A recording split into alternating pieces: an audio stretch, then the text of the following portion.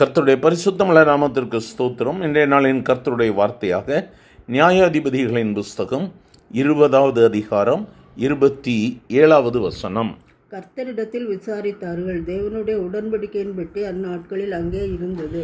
எனக்கு அருமையானவர்களே, இஸ்ரவேல் ஜனங்கள் கர்த்தரிடத்தில் விசாரிக்கிறார்கள். ஆண்டவரே, நாங்கள் விரோதமாக இந்த ஜனங்களுக்கு விரோதமாக போகலாமா, இது எங்களுக்கு வாய்க்குமா என்று சொல்லி கர்த்தரிடத்தில் விசாரிக்கிறார்கள். அந்த நாட்களில் உடன்படிக்கையின் பெட்டி அந்த இடத்திலே இருந்தது. இன்று நமக்கு உடன்படிக்கையின் பெட்டியாகிய நம் ஆண்டவராகிய இயேசு கிறிஸ்து பரிசுத்த ஆவியானவர் நம்மோடு கூட வாசம் பண்ணுகிறவராய் இருக்கிறார்.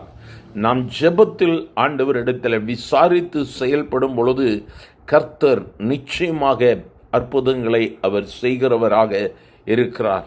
அவர் நம்மை விட்டு விலகுவதும் இல்லை, நம்மை கைவிடுவதும் இல்லை. அதற்கு முந்தின வசனங்களை பார்ப்பீர்களானால், இஸ்ரவேல் ஜனங்கள் புறப்பட்டு தேவனுடைய வீட்டிற்கு போய் கர்த்தருடைய சன்னதியில் அழுது தரித்திருந்து சாயங்காலம் வரை உபவாசித்து கர்த்தருடைய சன்னதியில் பலிகளை செலுத்தினார்கள்.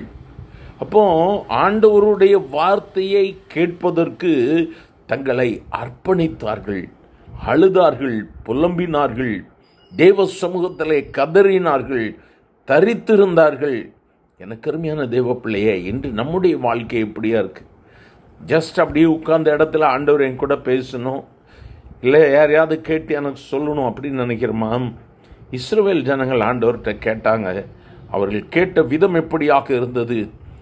கர்த்தருடைய வீட்டிற்கு போனார்கள். கர்த்தருடைய வீட்டிலே அழுது புலம்ப ஆரம்பித்தார்கள்.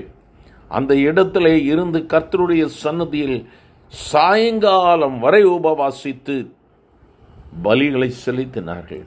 இன்று கர்த்தர் நம்மோடு கூட பேசி கொண்டிருக்கிறார். கர்த்தருடைய வார்த்தையை வேண்டும். கர்த்தரிடத்தில் சில காரியங்களுக்கு நான் விசாரிக்கிறேன்னு சொல்றீங்களா?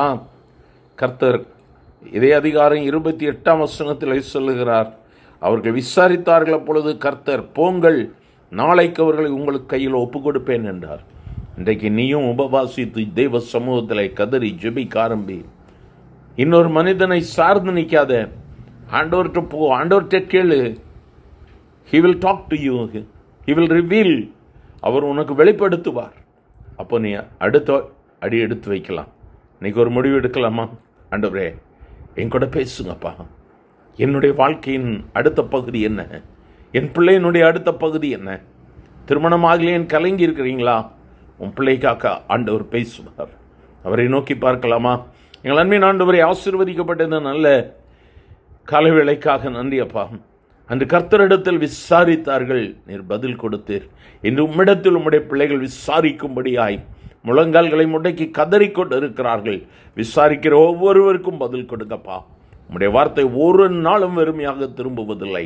ஆசீர்வதியும். இயேசுவின் நாமத்தில் பிதாவே, ஆமேன், ஆமேன்.